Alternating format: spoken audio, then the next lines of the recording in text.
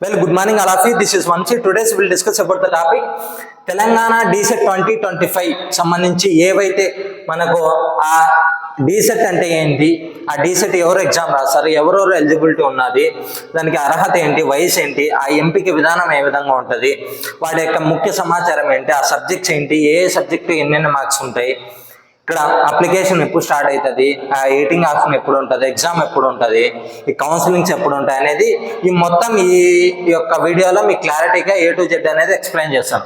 ఇక్కడ చూడండి, Telangana DEECET 2025. DEECET అంటే diploma in elementary education common entrance test full form.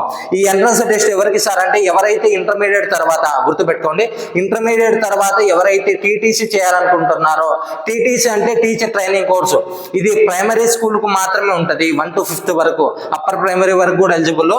Maximum కేసెస్లో ప్రైమరీ ఉంటుంది. కాబట్టి ఇక్కడ ఇన్ ప్రీ ప్రైమరీ స్కూల్స్ అంటే ప్రీ ప్రైమరీ స్కూల్స్ అంటే ఇప్పుడు మనకు కొన్ని స్కూల్ మెర్జ్ అయిపోతాయి NP 2020 ప్రకారం. అలాగే ప్రైమరీ స్కూల్లో ఎలిమెంటరీ సెక్షన్ అనుకో, వాటికి మీరు ఎలిజిబుల్ అనమాట.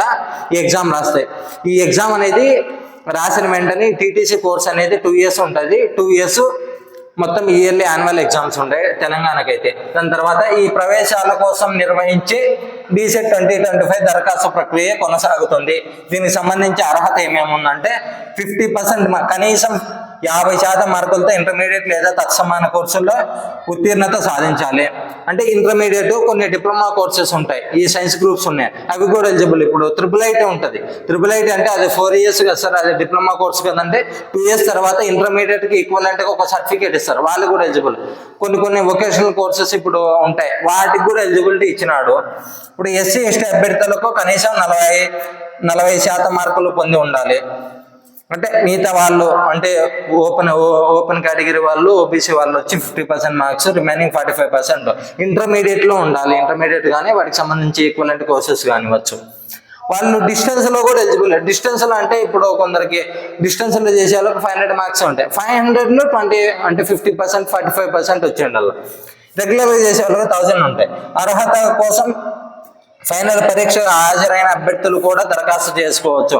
అంటే ఫైనల్ ఇయర్లో నీకు ఎగ్జామ్ రిజల్ట్స్ రాలా, నువ్వు అప్లై చేసుకోవడానికి ప్రాబ్లం ఏమి ఉండదు. ఇన్ కేసు నువ్వు ఫెయిల్ అయిపోయినా కూడా అప్లై చేసుకుంటే దాంట్లో ఏం ప్రాబ్లం ఉండదు. నువ్వు అప్లై చేసుకున్న తర్వాత రేపు పొద్దున్న ఎగ్జామ్ అయిపోయి అంత కౌన్సిలింగ్ తేదీలకు ఆ టైం కల్లా మనకి సర్టిఫికేట్ వస్తుంది. కాబట్టి నువ్వు వరి అవ్వద్దు, అప్లై చేసుకో, ఎగ్జామ్ రాయి ప్రశాంతంగా.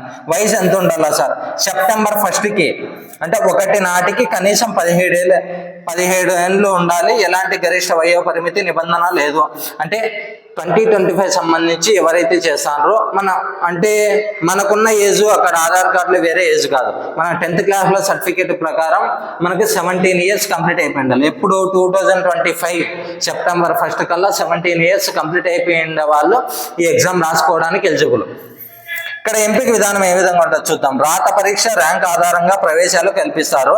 రాత పరీక్ష 100 మార్కులకు 100 ప్రశ్నలు 100 మార్కులకు ఉంటుంది. అభ్యర్థులు తెలుగు, ఇంగ్లీషు, ఉర్దూ మీడియంలో పరీక్ష రాసుకోవచ్చు. ఇందులో మొత్తం 3 విభాగాలు ఉంటాయి. అంటే ఇక్కడ చెప్తాను, 3 మీడియంస్ ఉంటాయి. Telugu medium, Urdu medium, English medium ఉంటాయి. 3 మీడియంస్ ఉంటాయి. ఇందులో 3 విభాగాలు ఉంటాయి. అంటే ఫైనల్ ఎగ్జామ్లో మనకు 100 మార్క్స్ అనుకున్నాం కదా, అందులో 3 parts ఉంటాయి. 3 parts అంటే సపరేట్ ఏమి ఎగ్జామ్ పెట్టరు, మీకు ఒకటే రోజు ఉంటుంది. ఇప్పుడు మనకి సెక్షన్స్ ఉంటాయి కదా, ఇప్పుడు సెక్షన్స్ ఉండొచ్చు, ఎగ్జామ్లో యూనిట్స్ ఉండొచ్చు, అలా ఉంటాయి కదా.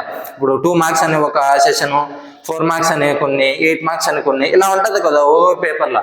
అలాగే 3 parts ఉంటుంది మనకు. ఆ 3 parts ఏంటంటే ఉంటాయి. Part 1లో జనరల్ నాలెడ్జ్, టీచింగ్ యాప్టిట్యూడ్ పై 10 ప్రశ్నలు ఉంటాయి, అంటే 5 మార్క్స్. Part 2లో జనరల్ ఇంగ్లీష్ నుంచి 10 ప్రశ్నలు, జనరల్ తెలుగు. ఇక్కడ 6 అంటే ఉర్దూ, కొందరు లాంగ్వేజ్ 1గా ఉర్దూ ఉంటుంది, కొందరు తెలుగు ఉంటుంది.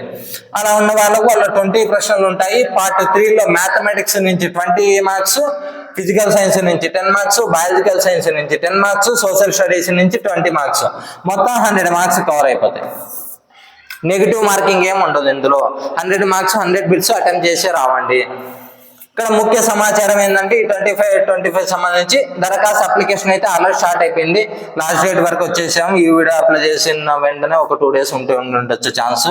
15/5/2025 ఇది అనేది లాస్ట్ డేట్, మనకి చివరి తేదీ అంట.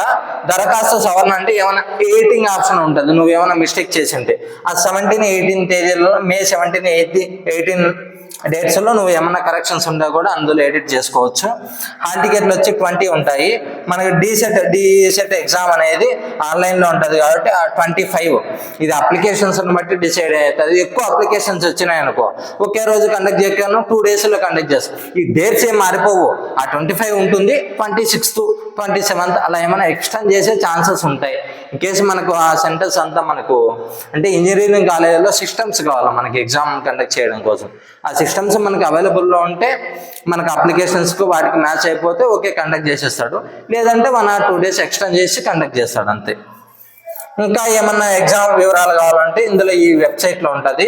కింద కామెంట్ బాక్స్లో కూడా కోచింగ్ ఎవరైతే తీసుకోవాలనుకుంటున్నారో కింద కామెంట్ బాక్స్లో ఒక వాట్సాప్ గ్రూప్ ఉంటుంది, ఆ గ్రూప్లో జాయిన్ అవ్వండి. గ్రూప్ అడ్మిన్స్తో కాంటాక్ట్ అయితే మీ యొక్క కోర్సు డీటెయిల్స్ అనేవి ఎక్స్ప్లెయిన్ చేసి మీరు కోర్సు తీసుకోవచ్చు, ప్రశాంతంగా చదువుకోవచ్చు అనమాట.